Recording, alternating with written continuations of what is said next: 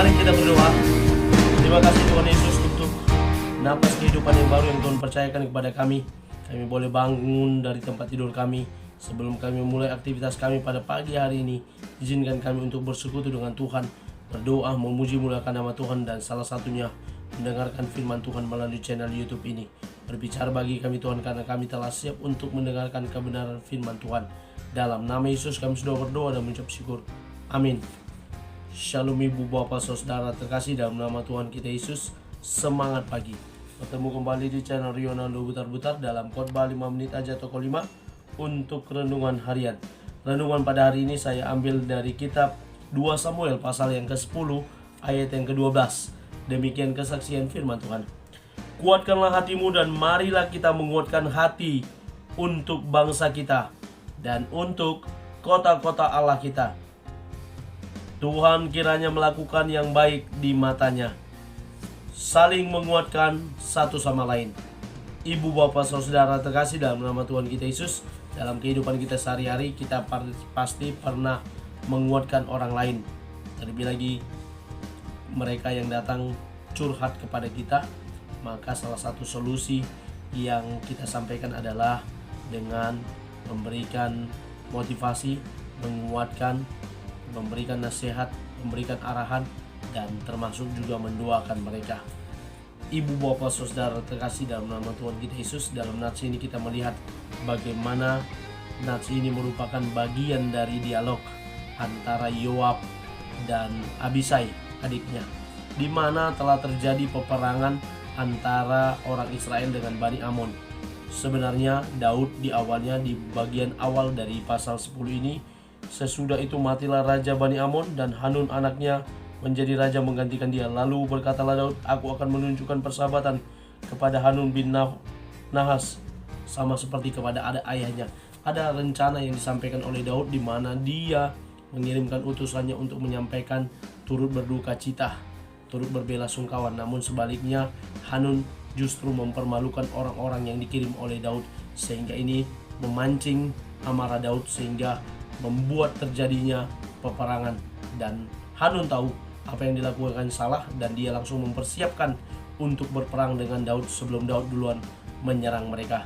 Dan Hanun pun membayar tentara Aram untuk membantu dia berperang.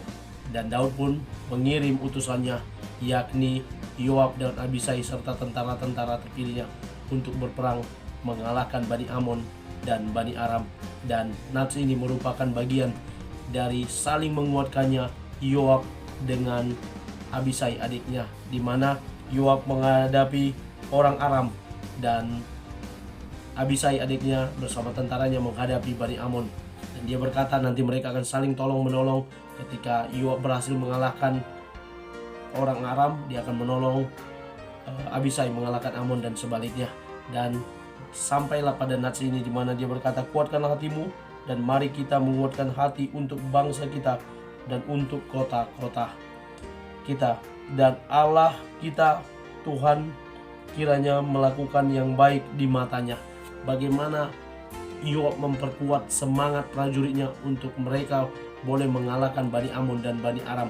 Demikian pula kepada adiknya yang memimpin barisan yang satu lagi untuk melawan para lawan mereka.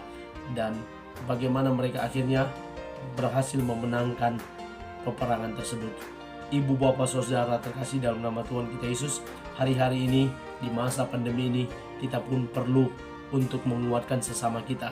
Saya sedang menguatkan istri saya yang beberapa minggu yang lalu terpapar COVID-19 dan saya harus menguatkan dia agar tetap semangat dan mau sembuh. Demikian pula yang dilakukan oleh keluarga-keluarga kami, walaupun melalui WA, saling menguatkan, saling mendoakan.